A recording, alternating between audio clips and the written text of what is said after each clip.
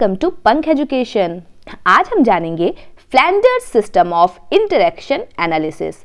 So this video is very useful to all the students of B.Ed first semester because आपके paper 3 technological aspect of education में ये unit है second या third, और definitely exam के point of view से ये बहुत इंपॉर्टेंट है क्योंकि इसका जो मैट्रिक्स है ना, उसको देखते ही दिमाग खराब होने लगता है, माय गॉड ये क्या है।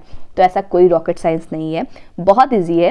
आइए हम समझने की कोशिश करते हैं, बट उससे पहले थोड़ा सा कोल्ड और कफ हो रखा है हमें, सो मे बी बीच बीच में मुझे थोड़ी सी खांसी आए तो प्लीज उसे इग्नोर करिएगा। तो चलिए आइए समझते हैं। तो सबसे पहले हम जानते हैं इंटरेक्शन क्या होता है। अगर हम बिल्कुल नॉर्मल भाषा में कहें तो दो लोग जो भी बातें कर रहे होते हैं, मतलब एक बात कर रहा होता है और एक सुन रहा होता है। जाहिर सी बात है, दोनों साथ में बोलेंगे तो कैसे ही समझ में आएगा। एक बोल रहा है और दूसरा सुन रहा है, समझ रहा है उसकी बात को, बस यही इंटरेक्शन है नॉर्मल भाषा में। तो अब इसका एनालिसिस कैसे होता है ये हम लोग जानते हैं। Flanders system of interaction analysis, तो ये एक ऑब्जर्वेशनल टूल है। बहुत भारी भरकम वर्ड हो गया ऑब्जर्वेशनल, कोई नहीं, समझते हैं इसको। ये एक टूल है जो हमें हेल्प करता है क्लासिफाई करने में। किसको? टीचर के वर्बल बिहेवियर को। देखिए, टीचर के 2 बिहेवियर होते हैं, एक वर्बल और एक नॉन वर्बल।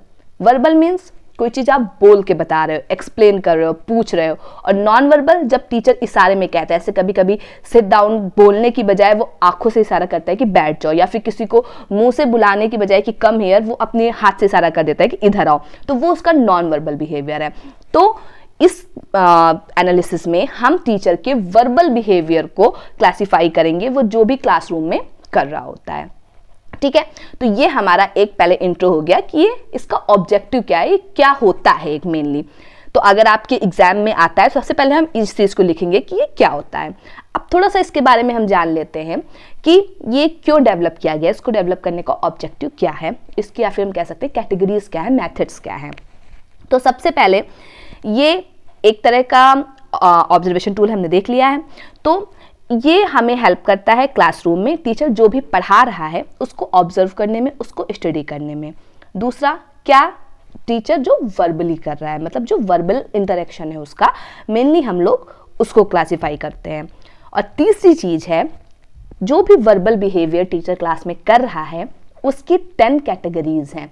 अब यहाँ से थोड़ा सा हैवी होगा तो आप लोग को थोड़ा सा आराम से कामफुली जो भी पानी वानी पीना हो पी के, पर थोड़ा सा डटे रहिए, थोड़ा सा 5 मिनट दे दोगे तो ये आपको आराम से समझ में आ जाएगा कि अब ये 10 कैटेगरीज क्या होती हैं।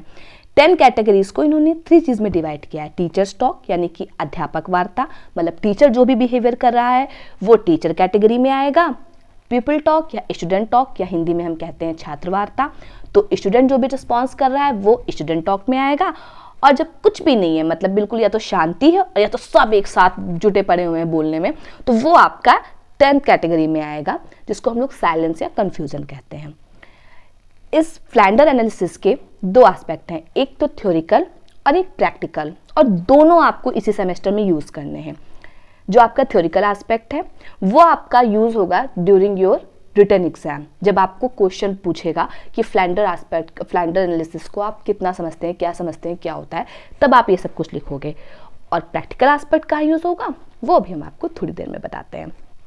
तो ये हमने यहाँ तक समझ लिया कि फ्लैंडर एनालिसिस को हम लोग यूज़ करते हैं क्लासरूम में टीचर जो भी पढ़ा रहा है वर्बल बिहेवियर उसको स्टडी करने में। और इसकी 10 कैटेगरीज होती हैं, 7 teachers talk, 2 students talk and 1 silence और कंफ्यूजन। अब हम देखते हैं कि टीचर्स टॉक में क्या कौन कौन सी बातें आती हैं, मतलब आप किन किन बातों को कहोगे कि टीचर कर रहा है। तो देखिए, नॉर्मल भाषा में तो जो कुछ भी टीचर बोल रहा है अपनी तरफ से वो टीचर्स टॉक में आएगा, और जो कुछ स्टूडेंट्स बोल रहे हैं वो स्टूडेंट टॉक में आएगा। और साइलेंस और कंफ्यूजन तो आपको पता ही है। तो अब टीचर्स टॉक भी 2 तरह की हैं, एक इनडायरेक्ट और एक डायरेक्ट। ये आपको सिर्फ याद करना है, बाकी समझने वाली चीज़ें हम आपको बता देते हैं। सो नंबर 1 है एक्सेप्टिंग फीलिंग्स, मतलब आपको अपने स्टूडेंट्स की, यानी जो टीचर है वो स्टूडेंट्स की फीलिंग्स को एक्सेप्ट कर रहा है। दूसरा प्रेज और इनकरेजमेंट, ये तो बहुत इंपॉर्टेंट है किसी भी टीचर के लिए। मतलब आपके स्टूडेंट ने अगर आपको रिप्लाई किया है, आपने कोई क्वेश्चन पुटअप किया, उसने आंसर दिया, देन आपको डेफिनेटली उसका प्रेज कर या इंकरेजमेंट के लिए बोलना है गुड, वेरी गुड, एक्सीलेंट। ये तो मतलब एज अ टीचर आप अपने ज़बान पर रट लीजिए कि आपको बोलना ही बोलना है। नेक्स्ट है आपका एक्सेप्टिंग आइडियाज़। आपके स्टूडेंट्स जो भी आइडियाज़ दे रहे हैं आपको वो एक्सेप्ट करने हैं कि सर ये चीज़ ऐसे भी हो सकती है, मैम ये चीज़ ऐसे भी हो सकती है। हाँ बिल्कुल हो सकती है ना। Number 4 asking question.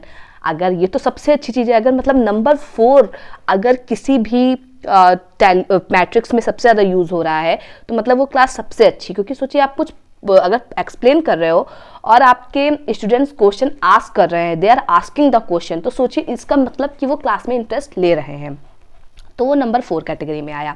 Number 5 lecturing. Number 6 giving directions. मतलब आप अपने स्टूडेंट्स को रिटन वर्क के लिए या फिर ओरल रीडिंग के लिए इंस्ट्रक्शन दे रहे हो कि ये चीज़ ऐसे नहीं ऐसे पढ़नी है बेटा, इसका प्रोनाउंसिएशन ये नहीं ये होता है, या फिर ये आपको डायग्राम्स के थ्रू बनाने हैं, डायग्राम्स ऐसे बनने हैं, ये होता है।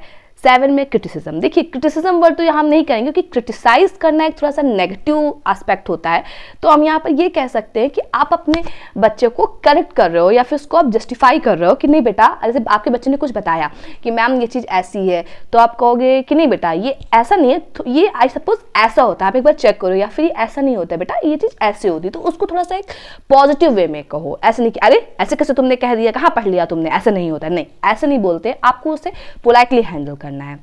तो ये आपका टीचर्स बिहेवियर हो गया। फिर स्टूडेंट टॉक में तो रिस्पॉन्सेज, मतलब आप पूछ रहे हो, बच्चे उसका आंसर दे रहे हैं। पीपल इनिशिएशन, मतलब जब आपका स्टूडेंट एक खुद जैसे आपने कुछ पढ़ाया, सपोज डैट आप सोलर सिस्टम या कुछ ऐसा पढ़ा रहे हो, तो उसमें बच्चा ऐसे करके आप पढ़ा तो वो रहे, फिर अचानक से बच्चा अर्थ के बारे में आप पढ़ा रहे हो और बच्चा अचानक से कोई नया टॉपिक इनिशिएट करे, जैसे वो पूछ ले कि सर वाई फरवरी में 28 डेज ही होते हैं, तो ये एक अलग उसने इनिशिएशन किया, उसने एक अलग क्वेश्चन आस्क किया ना, तो यहाँ पर ये पीपल इनिशिएशन में आ जाएगा। फिर 10 में साइलेंस और कंफ्यूजन, या तो पूरा क्लास कंफ्यूज है और या फिर बिल्कुल शांति है जब सर एक्सप्लेन कर रहे हैं।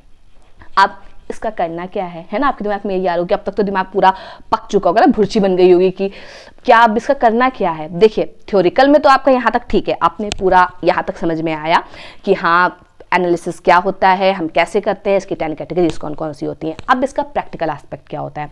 आपके फर्स्ट सेमेस्टर में ही एक ऑब्जर्वेशन फाइल बनती है जिसमें आपको किसी स्कूल में जाकर एक पर्टिकुलर क्लास में आपको पीछे बैठा दिया जाएगा और आपको सिर्फ ऑब्जर्व करना है कि वो टीचर कैसे पढ़ा रहा है और बच्चे कैसे पढ़ रहे हैं, उसका क्या इंटरेक्शन है, उसके वर्बल बिहेवियर को आपको कैटेगराइज करना है और उसे एक मैट्रिक्स में फिल करना है, एक टेबल में फिल करना है।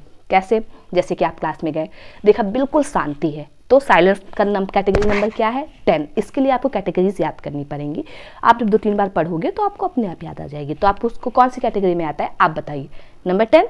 फिर आपने देखा कि टीचर्स ने थोड़ा बहुत अपना इंट्रो दिया टॉपिक का और देन उन्होंने एक्सप्लेन करना स्टार्ट कर दिया, मीन्स लेक्चरिंग स्टार्ट कर दी, तो ये कौन सी कैटेगरी में आएगा आप बताइए, नंबर 5 है ना।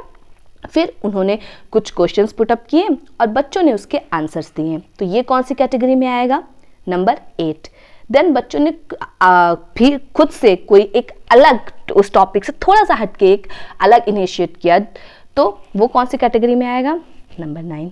और अगर सेम कोई टॉपिक से उन्होंने कोई क्वेश्चन रेज किया स्टूडेंट ने, तो वो कौन सी कैटेगरी में आएगा, नंबर 4, राइट। देखिए बस आपको आ गई कैटेगरीज।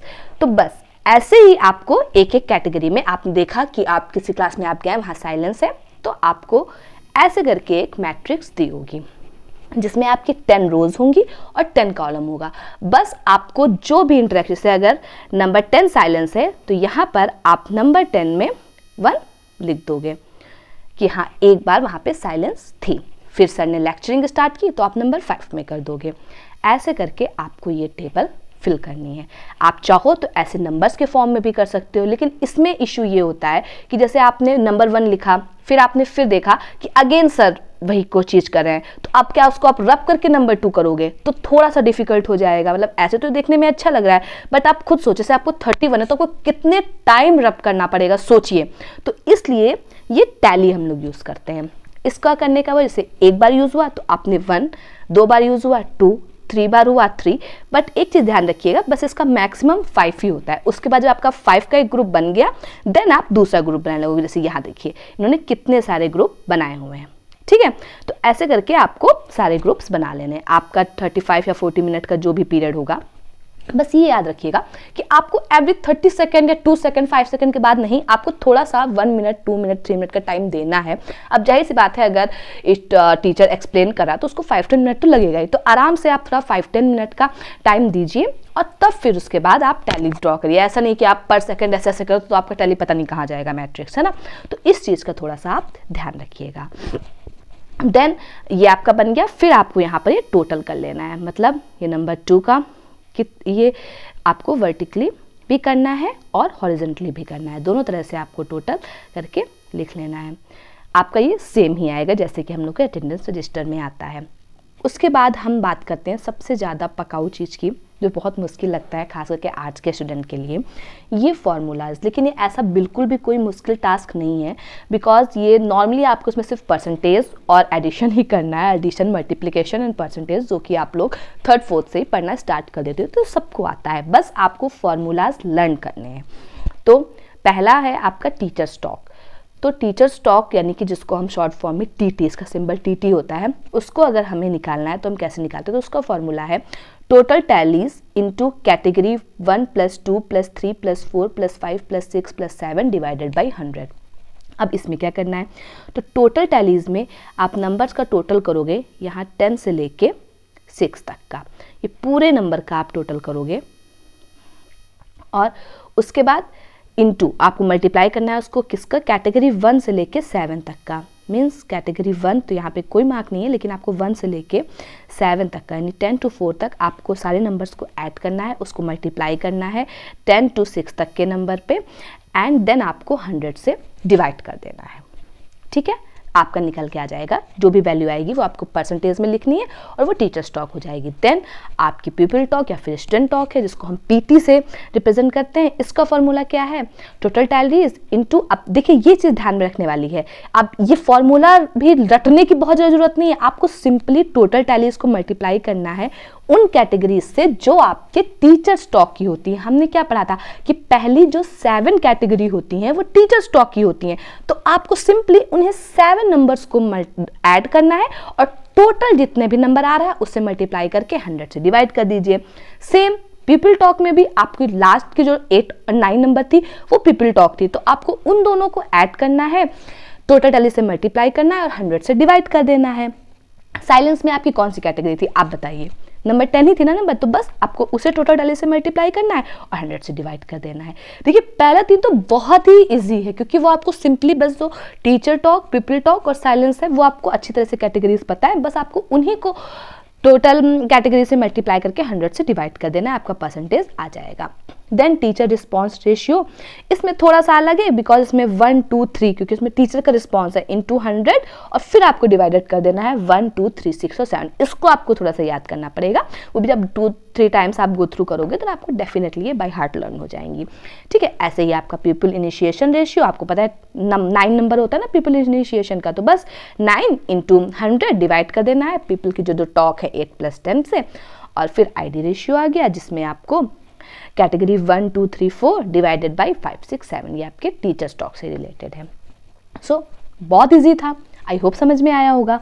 बट कहीं भी आपको कोई भी कंफ्यूजन लगे, हमारे ख्याल से कंफ्यूजन बस आप लोग को थोड़ी बहुत ही मैट्रिक्स में होगी, बाकी तो आपको थ्योरिकल एस्पेक्ट तो पूरा समझ में आ गया होगा। तो अगर आपको मैट्रिक्स में कोई भी दिक्कत लग रही है, अभी भी लग रहा है कि समझ में नहीं आ रहा है, तो परेशान होने की बिल्कुल नीड नहीं है, आप सिंपली मुझे कॉमेंट कर दीजिएगा, तो एक खुद से हम अपने हाथों से आपको मैट्रिक्स सॉल्व करके दिखा देंगे कि आपको कैसे बनानी है, कैसे ऑब्जर्व करनी है और कैसे आपको टोटल मार्क्स निकाल के उसमें ऐड करने हैं या फिर परसेंटेज निकालना है।